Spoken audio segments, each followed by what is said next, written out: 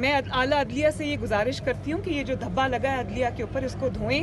عدلیہ کی ساکھ کو بحال کریں، ایک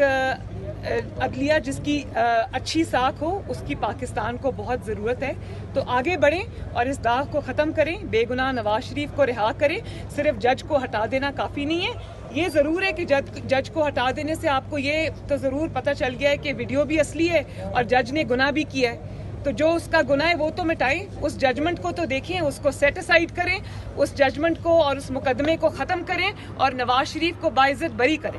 آپ سے کسی نے رابطہ کیا ہے؟ کچھ بتائیں کہ کس نے رابطہ کیا ہے؟ دیکھیں، وہ جو رابطے ہوتے ہیں نا، اس میں جو چیز مانگی جاتی ہے نہ وہ میاں صاحب دے سکتے ہیں نہ میں دے سکتی ہوں، اس میں یہ سلیکٹڈ اعظم کی طرح اپنی اصولوں کی قربانی دینی پڑتی ہے، عوام کی پیٹھ میں چھرا گھونپنا پڑتا ہے، جمہوریت کی پیٹھ میں چھرا گھونپنا پڑتا ہے، کوئی کمپرومائز کرنے پڑتے ہیں،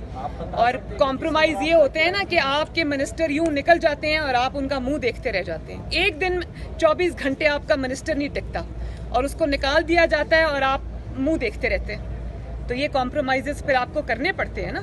حکومت میں صرف آپ ہوتے ہیں، چلا کوئی اور رہا ہوتا ہے، تو یہ کمپرومائزز بھائی ہم سے نہیں ہو سکتے۔ میڈم یہ بتائیں کہ ان شخصیات کے نام کب لا رہی ہیں جن کا آپ نے ذکر کیا ہوا ہے؟ جی، ان شخصیات کے نام آپ کب لا رہی ہیں، وہ ویڈیو کب لا رہی ہیں؟ دیکھیں، میں نہ صرف یہ کہ مسلم لیگ نون کی ممبر ہوں، میں اس ملک کی ایک بہت ذمہ دار شہری ہوں، میرا کسی بھی ادارے سے نہ کوئی کانفرنٹیشن کا ارادہ ہے نہ میں کرنا چاہتی ہوں، میں صرف اپنے جو ڈیمانڈ ہے اس کو میں محدود کر رہی ہوں، جو ویڈیو ثبوت میں دکھا چکی ہوں اس کو میں چاہتی ہوں کہ نواز شریف کو